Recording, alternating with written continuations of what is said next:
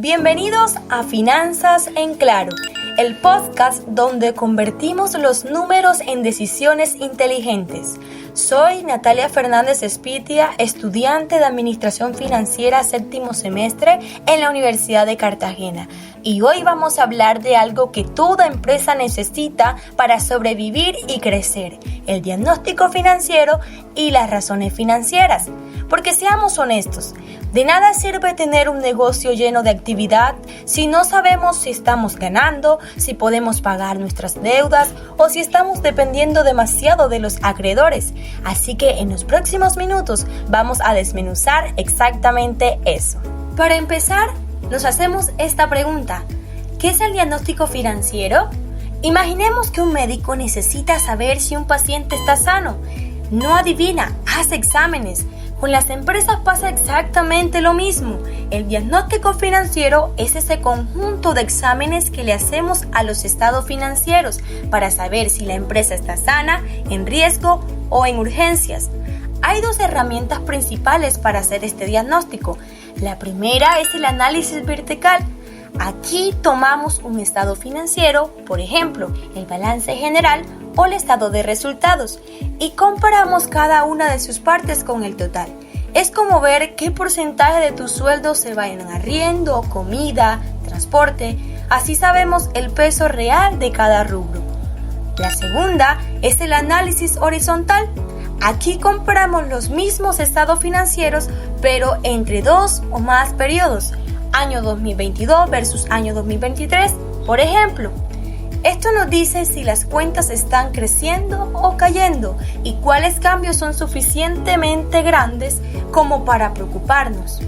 Pasemos ahora a las razones financieras y empecemos con una pregunta muy concreta. ¿Puede la empresa pagar lo que debe en el corto plazo? Eso es lo que miden los indicadores de liquidez. El primero es la razón corriente. Se calcula dividiendo el activo corriente entre el pasivo corriente. Si el resultado es mayor a 1, estamos bien, tenemos más activos disponibles que deudas inmediatas. Si él es igual a 1, estamos justos. Si es menor a 1, hay problema serio de liquidez.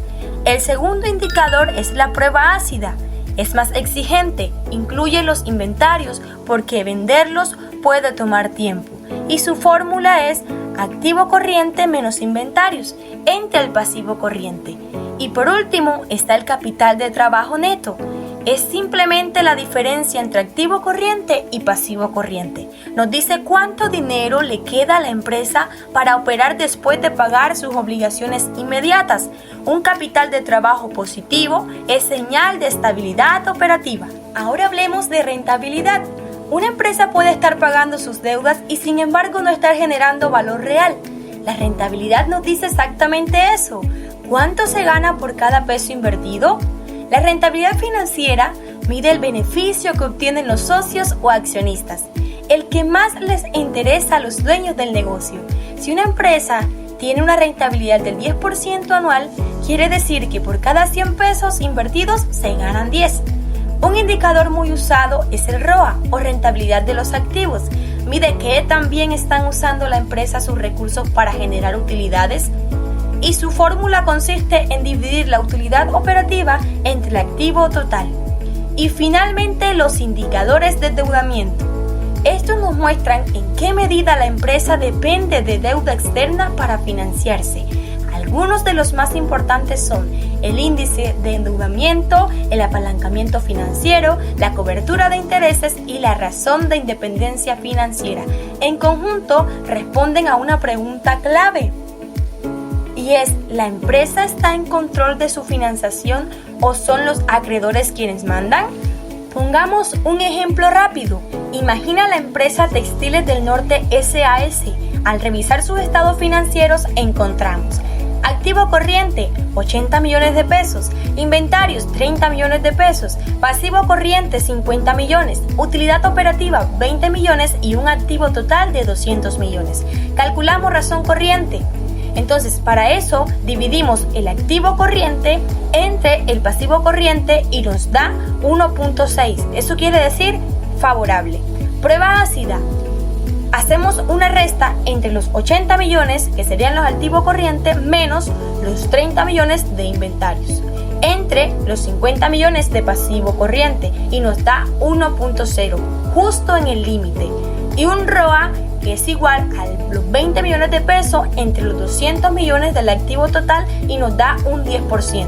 O sea que por cada 100 pesos en activos se generan 10 de utilidad. ¿Qué concluimos? La empresa tiene liquidez razonable, pero depende bastante de sus inventarios para cumplir obligaciones. El ROA del 10% es aceptable, aunque hay margen de mejora en eficiencia. Para concluir, podemos decir que el diagnóstico financiero y las razones financieras no son solo herramientas académicas, son el lenguaje con el que los gerentes, inversionistas y analistas leen la realidad de una empresa. Analizar verticalmente y horizontalmente te da contexto. Las razones de liquidez te dicen si la empresa puede sobrevivir hoy.